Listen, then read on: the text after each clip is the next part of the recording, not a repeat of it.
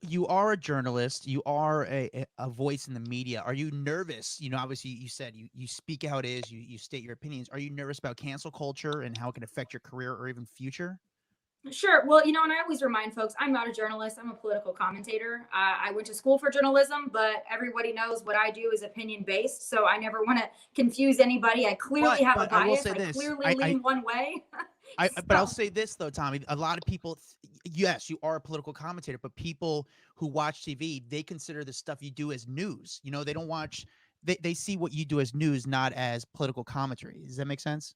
yeah, Like it that's does. how And that's I okay. incorporate the news. Of course, I incorporate the headlines and the facts, but I also do it from my perspective. And I think that more actual journalists like Anderson Cooper and others would do well to just admit their bias, and then they can do their commentary if they want to while they deliver the news. But I think that there has to be a clear distinction between the two. I am happy and proud to make that distinction. Others, like George Stephanopoulos, Anderson Cooper, Cuomo, others pretend like they're neutral, and that's very frustrating to people like me.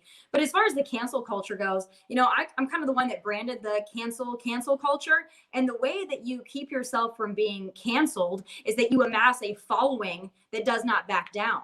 So the problem and the reason that cancel culture has gotten so bad is conservatives are largely to blame. We apologize too much, we hide in the corner too much, and so the corporations, big tech, and everyone else in this country happens to think that we are the minority. We're not. We are the silent majority. We just need to get a little bit louder, and that's how we keep ourselves from being canceled on every level, whether it's personally, professionally, on TV, on social media, from companies, from TV shows. You become uncancelable when you refuse to back down. So many, and we've seen, the apologies coming from Chris Harrison, coming from really anybody that's been canceled in the last year. They bend over backwards to apologize for things that maybe they didn't even do wrong, maybe just that offended somebody ridiculously. I say apologize when you're wrong, but when you're not wrong, don't apologize for holding a viewpoint. There's nothing wrong with that. Stand your ground, have a backbone. How do you deal because the thing with social media, obviously people are able to speak their able to throw out their suggestions or what they believe. How do you deal with haters online? Do you just dismiss them? Do you fire back? How do you deal with the haters?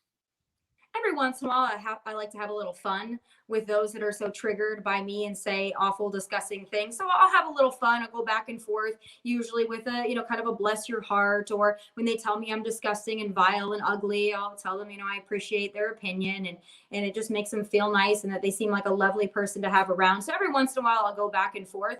But quite honestly, I don't engage with the trolls. And